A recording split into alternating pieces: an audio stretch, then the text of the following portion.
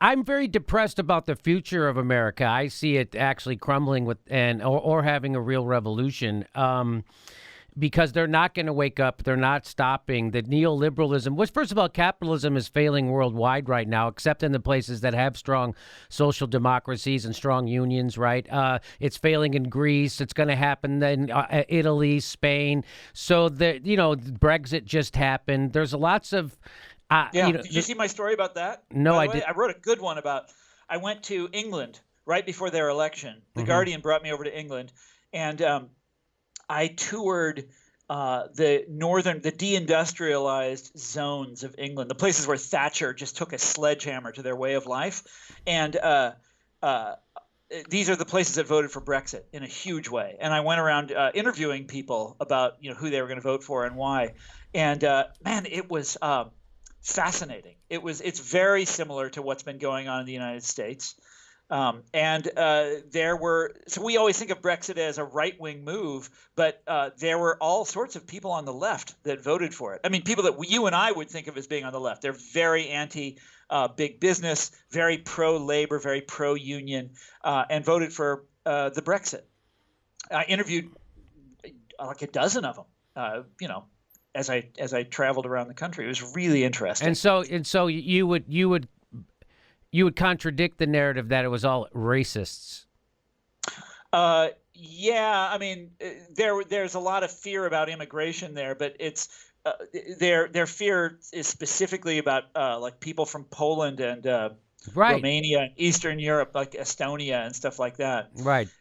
There's a lot of that, but there's also just this. I mean, how should I put it? This hatred of global capitalism, and when the IMF comes in and says you better not vote for Brexit, a lot of these people are going to vote for. That's the exact reason why they're going to vote for it.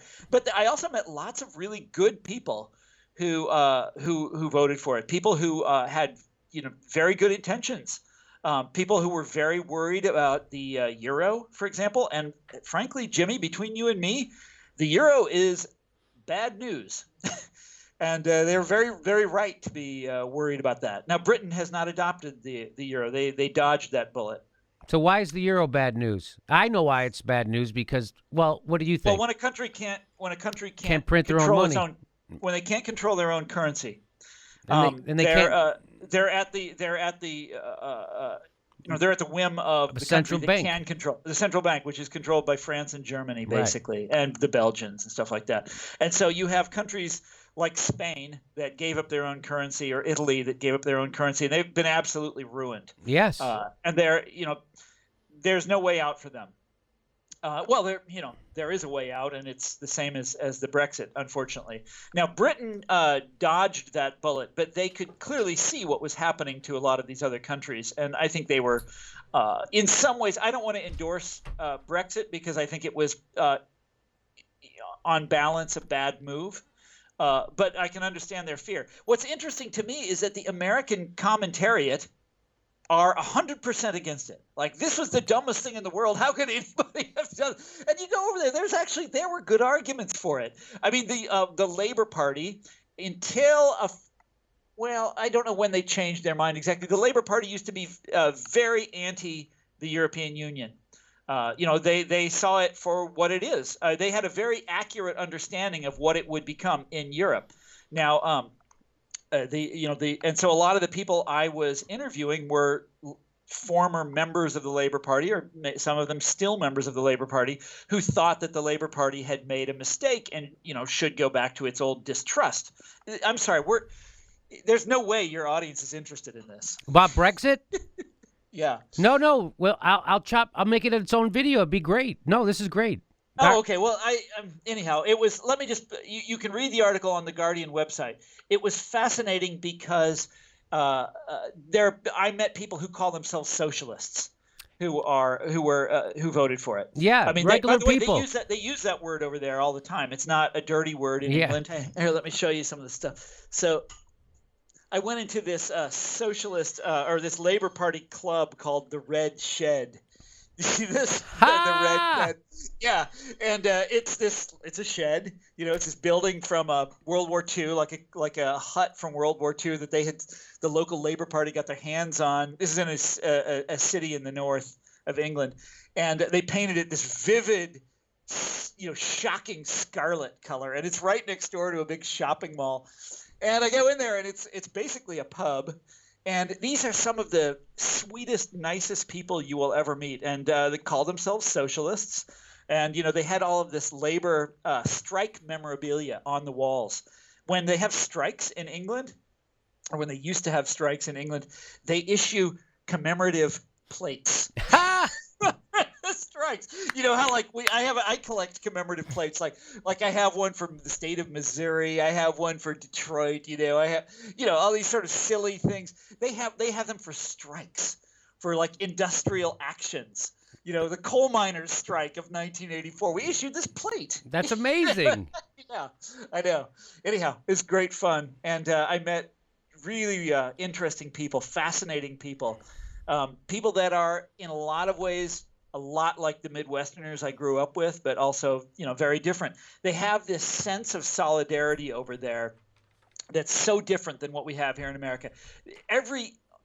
Almost every English person I talked to fully expected his or her countrymen to come to their rescue if they ever got into really hard times.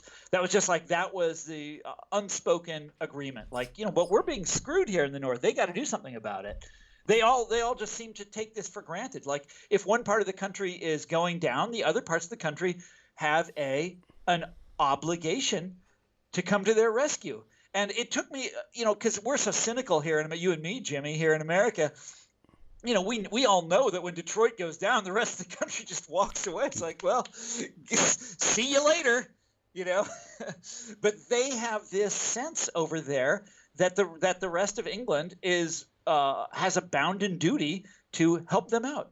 And this was it was shocking to me and also very refreshing in a kind of way. I mean, it's something that we just simply do not have in this country, or we maybe had it once, after World War II, but we don't have it anymore. No, it's we definitely don't have it anymore. Well, listen, I'm looking forward to reading that article. I hope you write it really quickly. And oh no, it came out right before the election. The one you wrote about Brexit. It came out right before the election. And by the way, it's not like I didn't try to predict the outcome of the election, but it became clear when I was over there that that Labor was going to do really well. That was obvious as I was going around talking to people. I'm very encouraged by Jeremy Corbyn, and I think that's why they're starting to smear him in the United States press now. If you've noticed, they're starting to call him an anti-Semite, and so because they're afraid that it might spread, right? Yeah, well, too late, They missed their chance. But they did a lot of that in England beforehand, and they actually did it. I mean, people were very familiar with the arguments against him, and they finally decided at the end of the day, it's like, well, he used to hang around with terrorists. That's bad, all right, but everything else is worse. What he's promising that Labor came out with a very decent manifesto. We covered it. It was specific. Yeah, it was much better than the Better Deal, but it was it was actually really good, and it was very plainly spoken. And Jeremy Corbyn was actually, I watched him on TV a number of times. He was very good. Yeah, but he was very good and persuasive, and he was strongly assisted in his run by the fact that Theresa May, the Tory, who called the special election, didn't show up at their debate. And do you know who advised her? You know who was her campaign advisor? Well, one of them was Jim Messina. Jim Messina. Yeah. Yes, Obama's guy was advising the Tory. What the fuck? Well, what the fuck? I don't know if you know, but Jim Messina's job inside the Barack Obama White House was to make sure the public option didn't make it into the healthcare bill. Oh, really? God. And now that that really worked out well, didn't it? Yeah, right. If they had done that, I mean, there's a bunch of things like that. If they had done that, had Obama got tough with the banks, had Obama done a bigger bailout, we would have amended the Constitution and given him a third term. I mean, he would Yes. still be president today. It's like, nice going, guys. Nice going, Messina. Yeah. These guys have the Midas touch in reverse. In reverse, right? So so they ruin the brand of Democrats in the United States, and then he rushes over to lose an election for the Tories. Destroys the Tories. I mean, yeah, it's great. So let me ask you we have to run, but let me do two quick questions. You make the case that, journalists aren't economically secure. In fact, that their jobs are being wiped out left and right. Yeah. Yet you don't see journalism writing about the problems of people whose jobs are being disappeared. Why is that? Why do you think they don't reflect their own economic insecurity in their journalism? Look, that's the $64 question, and I've asked myself this 100 times. But it is true. Both statements are true, that journalism is falling apart all over America. We all know that. And I can give you examples from my own life if you care, but you don't want to hear that stuff. And we also know that the Washington press corps does not care about it. Never talks about it. The sort of insider contented press corps that covers the White House, that does the national news. And by the way, they live here in my neighborhood. I live in Bethesda, Maryland now, and this is where they live. And you see them at parties, and you see them walking down the street, and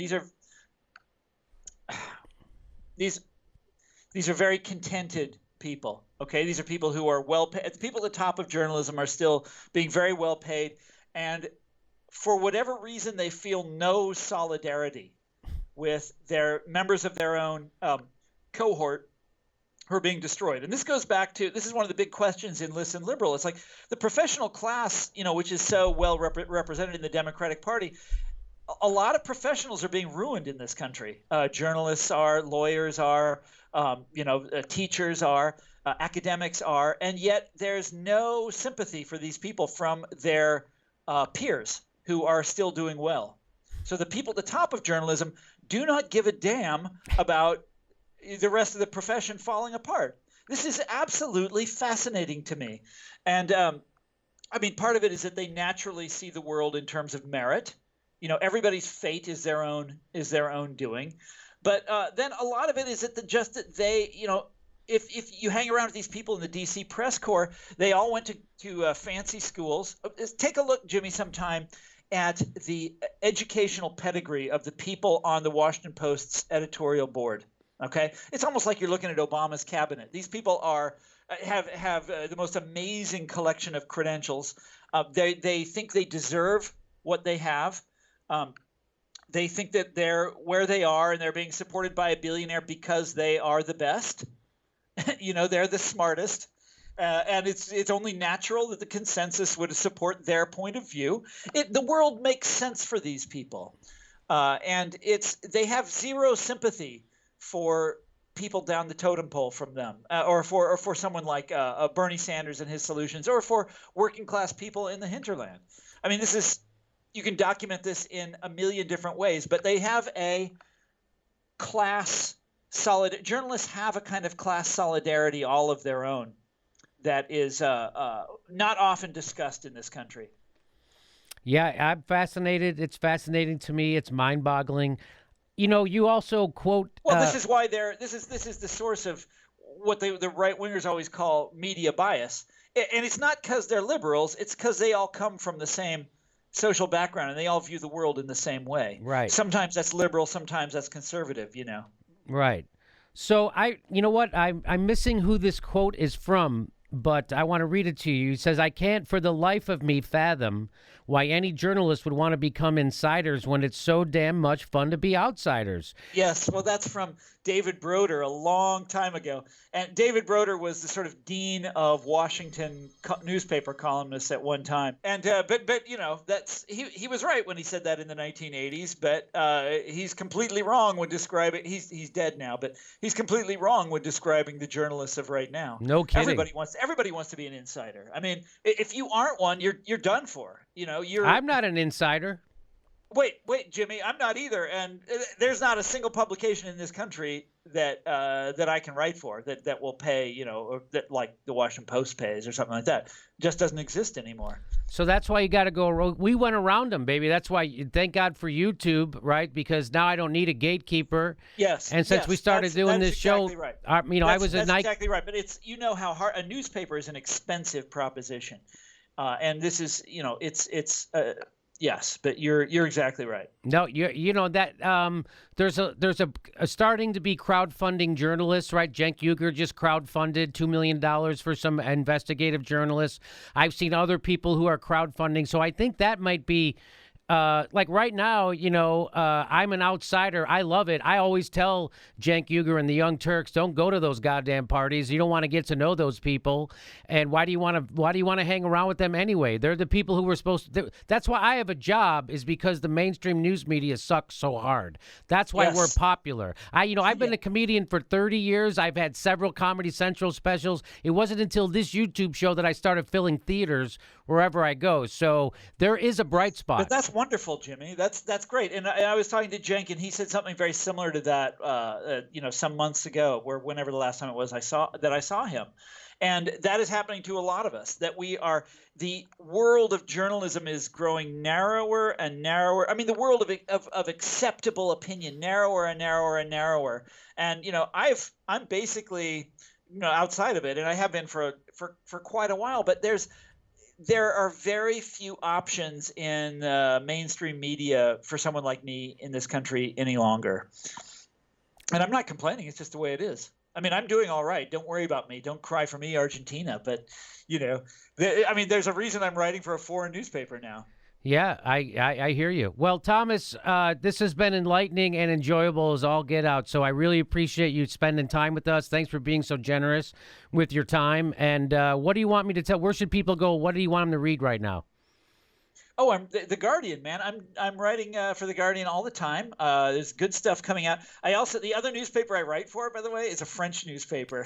No kidding. Le Monde Diplomatique. But it's not in English, and I think they have a paywall or something like that. Oh, so. Okay. But you can read me in foreign countries all the time. So everybody pick this up if you haven't, and also check it's good. It's a good book, Jimmy. I'm proud of it.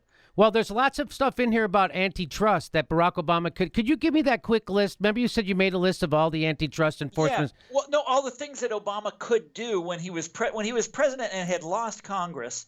I came up with a list of things that he could do that wouldn't this is when I used to write for Salon back in the day. Things that he could do that wouldn't require Congress. And antitrust was the main one. I'm trying to remember the other. One of them was to force universities to reverse their tuition hikes, because the government has enormous power over higher ed. They regulate them in all sorts of different ways. And there was a third one. I've forgotten what it is now, because he's not president anymore, right? It doesn't matter anymore. But antitrust was the main one. Oh, I know. Duh. Prosecute the Wall Street bankers. That's right. Yeah. I mean, that would have been huge. Obama would be a hero, had he done that. And he could have done it right up until the end. And it would have helped our economy. Statute of limitations was still, And yes. Oh, it would have been enormous, because it would have reinvigorated the public demands for breaking up those banks.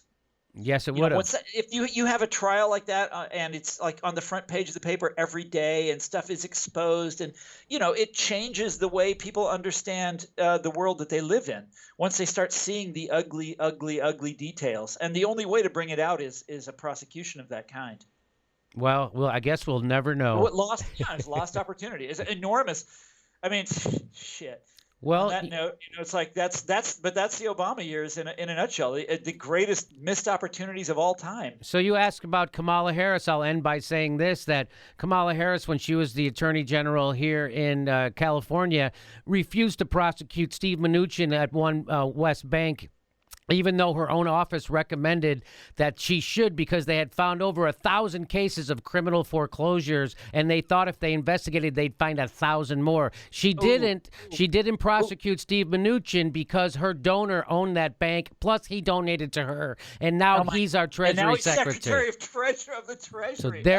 So now, and then she's going to be That's a story, man. So, that's a story right there. So, and she won't answer why she didn't prosecute him. She won't answer. The Intercept has done articles about about it. If she had, she'd be one of a kind. I mean, there's very few prosecutions of that kind. Right. I mean, you can probably count them on one hand. Yeah, but they did prosecute people who lied on their loan applications. Oh yeah. The little people, yes, they prosecuted them all the time. I was just reading in the paper the other day. They're prosecuting somebody. Oh God, it was here in D.C. For lying on a mortgage application 10 years ago. That's unbelievable.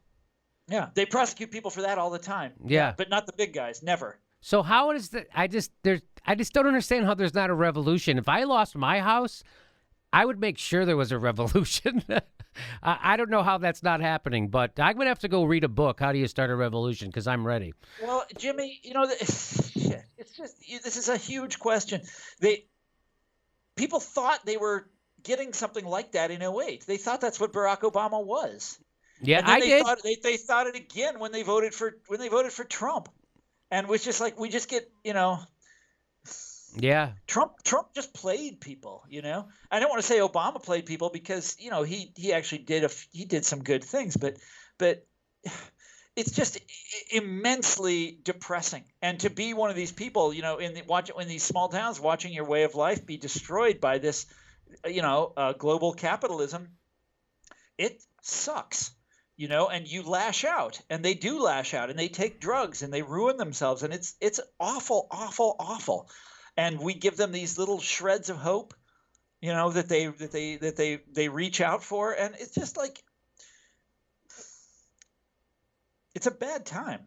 Yeah, to be there. It's a great time here in D.C., richest city in America. Yeah, I know. That's the richest zip code. I know the whole deal. It's really it's kind of disgusting. Good times. Did you see the Dow Jones Industrial Average hit 22,000 today? I remember when they broke 13,000, everyone was going nuts. Hell, I remember when they broke 2,000. It was when Reagan was president. So I think, so watch out. Global capitalism's going to fall quickly. And if that doesn't get you, climate change will. Jimmy Dore. That's yeah. Okay. Well, thank you again for taking time, and thanks for explaining everything to us. I appreciate it. It's Thomas Frank. Check out his book and read his writing in The Guardian, ladies and gentlemen. Thomas, thanks again. Hope to see you soon. You got it, man. Anytime. Hey, everybody, the next live Jimmy Dore show is August 16th. That's a Wednesday. New time, 9 p.m. 9 p.m. show. 9 p.m. show, August 16th in Burbank, California. Get your tickets right there or at jimmydorecomedy.com.